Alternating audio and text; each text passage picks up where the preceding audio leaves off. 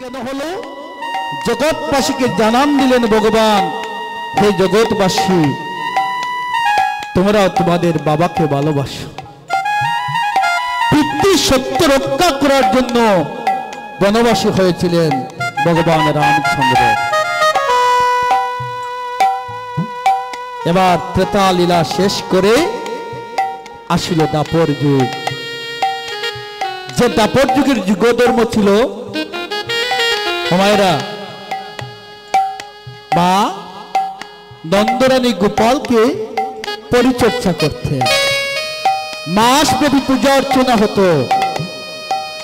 এই দাপর যুগের বয়স ভগবান নির্ধারণ করে দিলেন 8,66,000 বৎসর, আর মানুষের পরমায়ু ধরে দিলেন 1000 বৎসর। আবারও ডান দিক থেকে একটা শূন্য মাইনাস হয়ে গেল মানুষের জীবন থেকে 1,00,000 বৎসর, 10,000 বৎসর। এবার দাপর যুগে 1000 বৎসর। এবার আসছে কলিযুগ। শাস্ত্রকার বলছে এই কলিকাল হচ্ছে গুড় কলি। এই কলিতে এমন কোন কর্ম নাই, যা এমন কোন পাপ নাই যে কলিতে হয় নাই। সর্ব পাপে গুণান্বিত হচ্ছে এই গুড় কলি। কিন্তু ভগবান বলছে এই গুড় কলি হচ্ছে সবচেয়ে ভাগ্যবান। অল্পতে ভগবান খুশি হয়ে যায়। সেই কলিযুগ আসলো দাপর লীলা শেষ করে অনাদিরাদি প্রাণ গোবিন্দ প্রেমময়ী রাধারানীর কাছ থেকে মাদনাইক্য মহাভাব কান্তি আর বিলাস কানি ভিক্ষা নিয়ে এবার তার মাথে চূড়া নাই, হাতে বাঁশি নাই। এবার এক ভিখারির বেশে আসছে। কেমন করে আসছে? 4,32,000 বৎসর আয়ু দিয়ে দিলেন কলির, আর মানুষের পরমায়ু দিলেন 125 বৎসর। ভগবান এবার তিনি আসছেন কেমন করে? দেখবেন পঞ্চতত্ত্বের ছবির দিকে তাকালে মহাপ্রভু হেমদণ্ড বাহু তুলে, তার চাচরো চিকরো কেশ নাই, তার হাতে বাঁশি নাই, পায়ে নপুর নাই, এক দিনহীন ভাবে কাঙ্গালের বেশে কলির পরতে পরতে এবার আসছে সচী মায়ের গর্ভ সিন্ধুকে ধারণ করে। মা ভগবান তো এমনি এমনি আসে না গো মা, একটা কারণ থাকে, একটা উপলক্ষ থাকে। সেই উপলক্ষটা কে তৈরি করেছিল? সেই পূরবের দেবাদিদেব দেব কৈলাসপতি দেবাদিদেব মহাদেব। ভগবান আসার আগেই তিনি আসলেন আমাদের সিয়ট্ট বিভাগের সুনামগঞ্জ জেলার তাইপুর উপজেলার পন্তিত্ব নামে তিনি জন্মগ্রহণ করলেন। ছোট্ট একটা শিশু বালক, যে দেবাদিদেব মহাদেব বাবা শ্মশানবাসী ভোলানাথ, একজন পরম বৈষ্ণব। মামা ভগবান শিব তিনি শ্মশানে থাকবেন কেন? তিনি শ্মশানবাসী হলেন কেন? মানুষ হরি কথা কৃষ্ণ কথা শুনতে চায় না বাবা। একটিবার হরির ধ্বনি হয়ে যায়, নামের ধ্বনি হয়ে যায়। যখন আমাদের মানব লীলাটা সাঙ্গ হয়,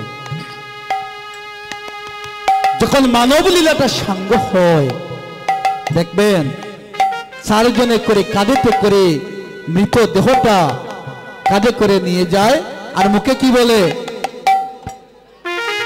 কি বলে মা? একবার বলি সেই মধুমাখা নামটা কি বলে? হরি বল। জয় রাধে হরি বল, হরি বল, হরি বল, হরি বল। ভোলানাথ ভাবলেন একটা জায়গায় মানুষ কি হরি বল বলে, সেটা হচ্ছে শ্মশান ঘাট।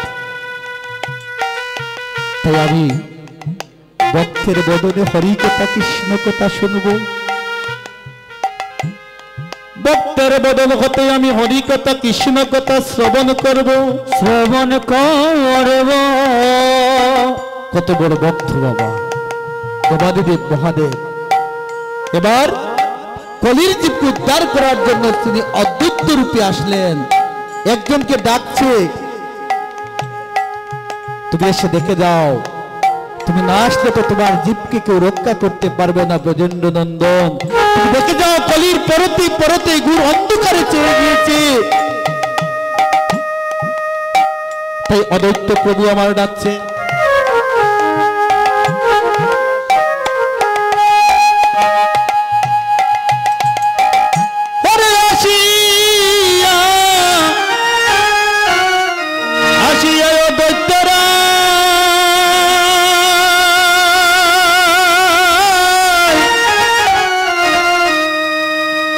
সম্মুখে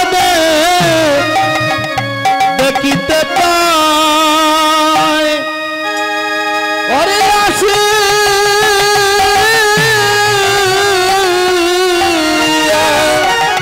আসিয়া দৈতরা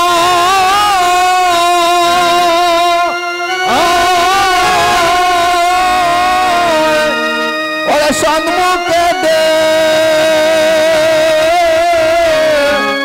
দেখিতে পাই মরি মরি রে হরে আসিয়া আসিয়া দৈত্যরা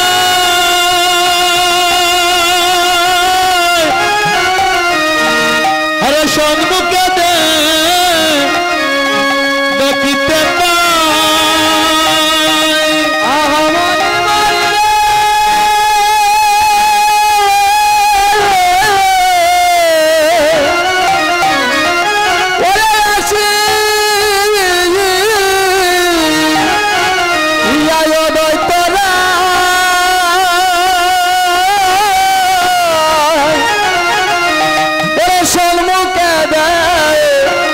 দেখিতে পারে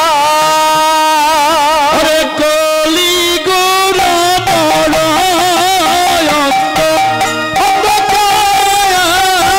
হরে কলি গুরু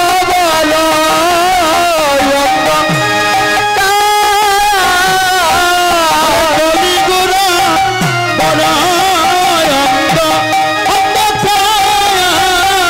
হরে কলি গুরু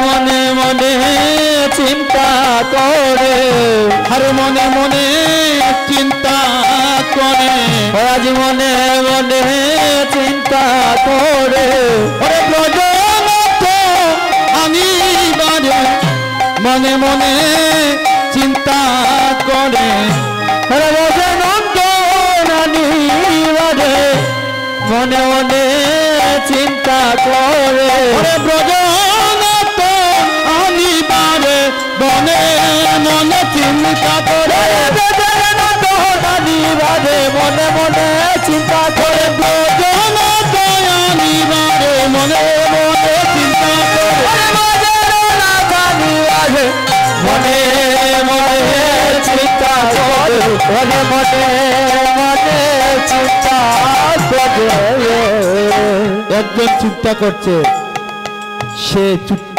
শিশু কমলাক্ষ যার পুরো নাম শ্রী অদ্বৈত আচার্য। মনে মনে চিন্তা করছে যদি ভগবানকে আনয়ন করা না যায় তাহলে কলির জীবকে কেউ উদ্ধার করতে পারবে না। তাই মনে মনে ভাবছে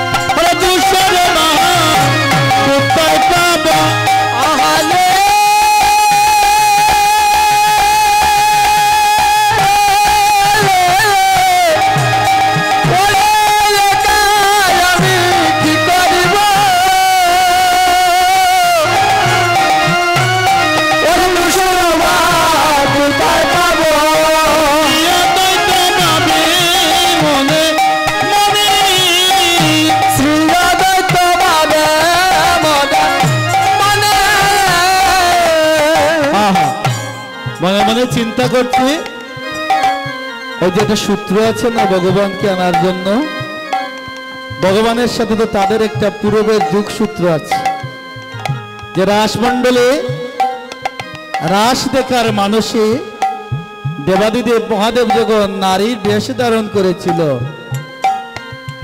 কত আকুল চিত্ত বাবা। হা রাধা গোবিন্দের রাস দর্শন করবে দেবাদিদেব মহাদেব নারীর বেশ ধারণ করে।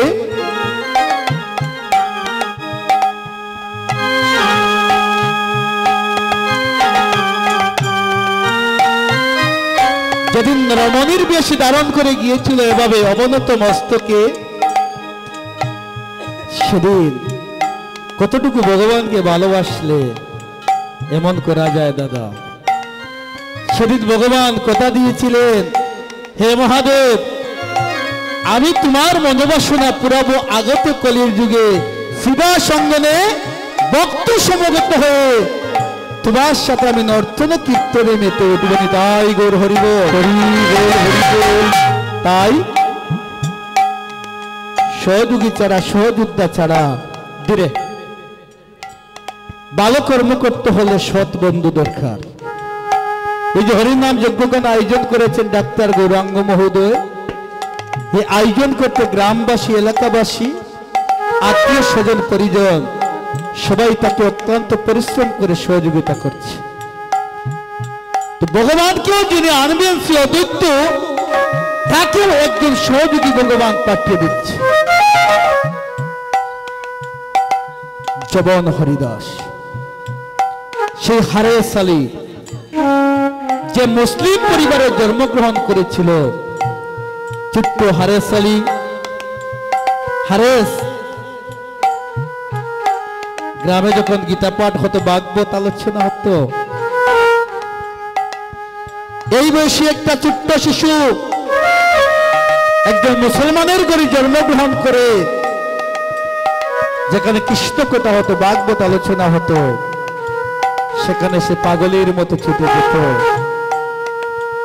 কাজীর দরবারে বিচার বসলো, মুসলমানের ঘরে জন্মগ্রহণ করে সমাজে কৃষ্ণ কথা বলে যার কৃষ্ণ বলিতে নয়নে জর্জর করে অবিরত বাড়ি বর্ষণ হয় তাকে বা শাস্তি দেওয়া হলো। কেমন করে শাস্তি দেওয়া হলো? বাঁশপাতারে বেত্রাঘাত করা হলো। হরিদাস জবনকুলে জন্মগ্রহণ করে বলছে, কণ্ড যদি হয়ে যায় হরিদাসের প্রাণ তথাপি না বদবে না ছাড়িয়ে মধুমাতা কৃষ্ণ নাম। বলছে প্রাণ চলে যায় চলে যাবে, এই দেহে এক কোনা রক্তবিন্দু থাকতে আমি কৃষ্ণ নাম ছাড়ব না। ভক্তগণ, যারা ভগবানকে ভালোবাসে, যারা কৃষ্ণ নামকে ভালোবাসে, কৃষ্ণ নাম তাকে ছাড়তে দেয় না। বাঁশবাজারের বেত্রাঘাত মারতে মারতে লাশটা ভাসিয়ে দিল গঙ্গার জলে। কে যেন মধুমাখা কৃষ্ণ নাম শোনাচ্ছে, হরে কৃষ্ণ কৃষ্ণ কৃষ্ণ হরে হরে, হরে রাম রাম রাম হরে হরে। এই মধুমাখা নামটা যেন অদ্বৈতের কর্ণগোচর হলো। দেখতে পারলেন একজন মানুষের লাশ গঙ্গায় বেশি বেড়াচ্ছে, নদীতে বেশি বেড়াচ্ছে, আস্তে আস্তে গিয়ে দর্শন করছেন। তাদের সাথে তো একটা যোগাযোগ আছে বাবা। যেই না দেখেছে সে মৃতদেহটা থেকে বারবার কৃষ্ণ নামটা বেশি উঠছে। দৈত্য প্রভু আমার মনে মনে ভাবছে,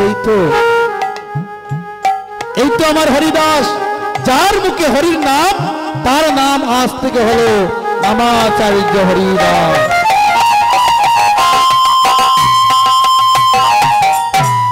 যে ব্রহ্মলোকের ব্রহ্মা ছিল হরিদাস, যবন হরিদাস। দুষ্ট গোচারণ লীলায় ভগবানের লক্ষ ধনু চুরি করেছিল, সেই অপরাধে ব্রহ্মা অভিসম্পাত হয়ে যবন